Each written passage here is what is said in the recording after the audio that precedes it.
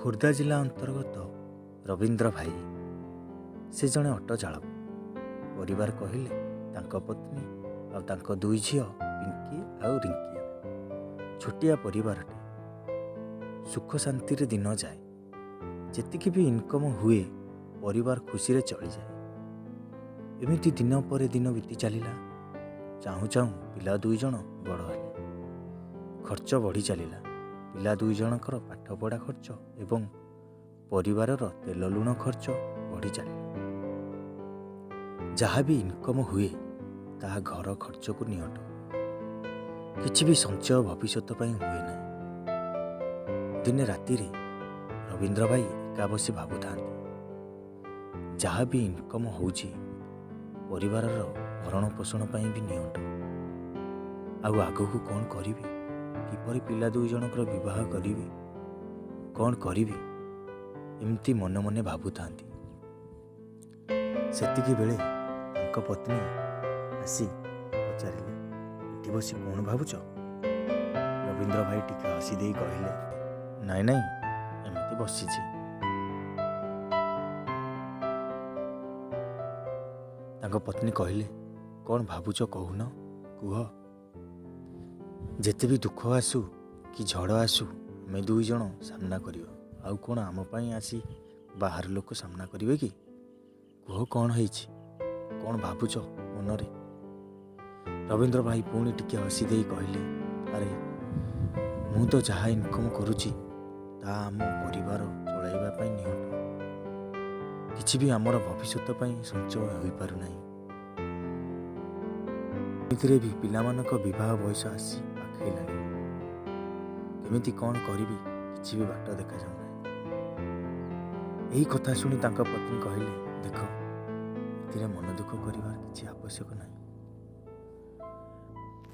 ଆମେ ପରିଶ୍ରମ କରି ଚାଲିବା। ଆଉ ସବୁ ମହାପ୍ରଭୁ ଶ୍ରୀ ଜଗନ୍ନାଥଙ୍କ ଉପରେ ଛାଡ଼ିଦେବା।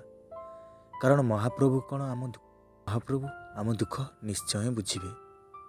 ଏତିକି କହି ସ୍ୱାମୀ ସ୍ତ୍ରୀ ଦୁଇ ଜଣ ମହାପ୍ରଭୁଙ୍କୁ ମୁଣ୍ଡିଆଟେ ମାରି କହିଲେ, ମହାପ୍ରଭୁ, ଆମ ପରିବାର ତୁମକୁ ଲାଗିଲା। ତୁମେ ଯାହା କରିବ। ପୁଣି ସକାଳୁ ସକାଳୁ ଉଠି ନିଜର ନିତ୍ୟକ୍ରମ ସାରି ଅଟୋ ନେଇ ବାହାରି ପଡ଼ିଲେ ରବୀନ୍ଦ୍ର ଭାଇ ନିଜର କର୍ମ। ସବୁଦିନ ଭଳି ଆଜି ବି ଇନକମ୍ ଠିକ୍ଠାକ୍ ଚାଲିଲା। ସନ୍ଧ୍ୟା ହୋଇଗଲା। ମନରେ କିନ୍ତୁ ରବୀନ୍ଦ୍ର ଭାଇ ଭାବୁଥାନ୍ତି, ଆଜିଠାରୁ ଏଥର ସବୁଦିନ ଲେଟ୍ରେ ଘରକୁ ଫେରିବି। ଆଉ କିଛିଟା ଅଧିକ ଟଙ୍କା ଇନକମ୍ ହେଲେ ଭବିଷ୍ୟତ ପାଇଁ ସଞ୍ଚୟ କରିବି। ଏହା ମନରେ ବିଚାର କରି ପ୍ରାୟ ରାତି 12ଟା ପର୍ଯ୍ୟନ୍ତ ତାଙ୍କର ଭଡ଼ା କରିଚାଲିଲେ। ଘରକୁ ଫେରିବା ବେଳକୁ ପ୍ରାୟ ରାତି 1ଟାଏ ହୋଇଗଲା। ଘରେ ସମସ୍ତେ ବ୍ୟସ୍ତ ହୋଇ ପଡ଼ୁଥାନ୍ତି। ରବୀନ୍ଦ୍ର ଭାଇ ତରତର ହେଇ ଘରକୁ ଫେରିଲେ। ଆଉ ଘରକୁ ଫେରିବା ସମୟରେ ଠିକ୍ ଜୋକଲାଞ୍ଜିଠାରୁ ପାଣିକୋରଡ଼ ରାସ୍ତା ମଝିରେ ତାଙ୍କ ଅଟୋଟିର ଗୋଟେ ଚକା ପମ୍ପଚର ହୋଇଗଲା। ଏଇ ନିଛାଟିଆ ଜଙ୍ଗଲ ରାସ୍ତାରେ କେହି ବି ଦେଖାଯାଉନାହାନ୍ତି। କ'ଣ କରିବି? କାହାକୁ ସାହାଯ୍ୟ ମାଗିବି? ଏଠି ତ କେହି ବି ଦେଖାଯାଉନାହାନ୍ତି। ଜଙ୍ଗଲୀ ପଶୁମାନଙ୍କର ବିକଟାଳ ଚିତ୍କାର ଏବଂ ପିଶାଚମାନଙ୍କର ଭୟଙ୍କର ଶବ୍ଦ। ଏହା ଶୁଣି ରବୀନ୍ଦ୍ର ଭାଇ ମନରେ ଭୟ। କ'ଣ କରିବି? ଏଇ ନିଛାଟିଆ ଜଙ୍ଗଲରେ କାହାକୁ ସାହାଯ୍ୟ ମାଗିବି? କେହି ତ ଦେଖାଯାଉନାହାନ୍ତି। ମୁଁ ଏବେ କ'ଣ କରିବି? କ'ଣ କରିବି ଏବେ ମୁଁ? ମନରେ ମହାପ୍ରଭୁଙ୍କୁ ଡାକିଲି, ହେ ମହାପ୍ରଭୁ ଶ୍ରୀ ଜଗନ୍ନାଥ, ମୋତେ ସାହାଯ୍ୟ କର ପ୍ରଭୁ। ତୁମେ ଯଦି ସାହାଯ୍ୟ ନ କରିବ ମୋ ସଂସାର ଭାସିଯିବ ପ୍ରଭୁ। ସାହା ହୁଅ ପ୍ରଭୁ, ସାହା ହୁଅ। ଏତିକି କହି ଅଟୋଟିକୁ ଏକଲା ସଜାଡ଼ିବାକୁ ଆରମ୍ଭ କଲେ।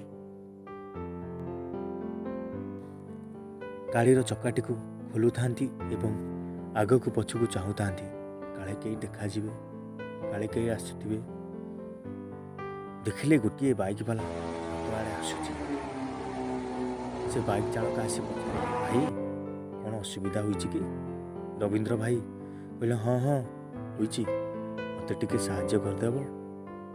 ସେ ବାଇକ୍ ଚାଳକ ଜଣକ କହିଲେ, ହଉ ତାହେଲେ। 2 ଜଣ ମିଶି ଅଟୋଟିର ଚକକୁ ଚେଞ୍ଜ କଲେ ଏବଂ ରବୀନ୍ଦ୍ର ଭାଇ ସେ ବାଇକ୍ ଚାଳକ ଜଣକୁ ପଚାରିଲେ, ଆଚ୍ଛା ଭାଇ, ଆପଣଙ୍କ ନାଁ କ'ଣ?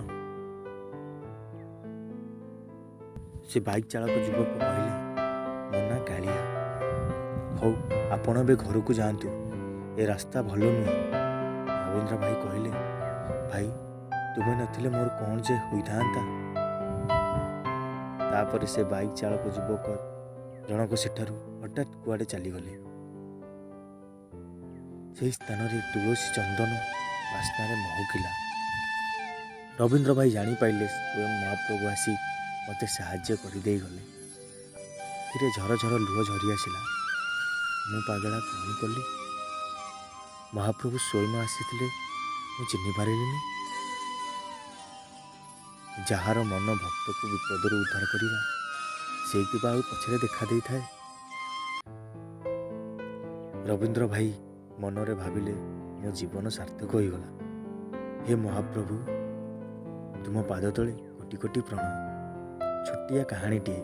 ଯଦି ଆପଣମାନଙ୍କୁ ଭଲ ଲାଗୁଥାଏ, ଦୟାକରି କମେଣ୍ଟରେ ଜଣାଇବେ। ରହୁଛି, ଭୁଲ ଥିଲେ କ୍ଷମା ଦେବେ। ଜୟ ଜଗନ୍ନାଥ।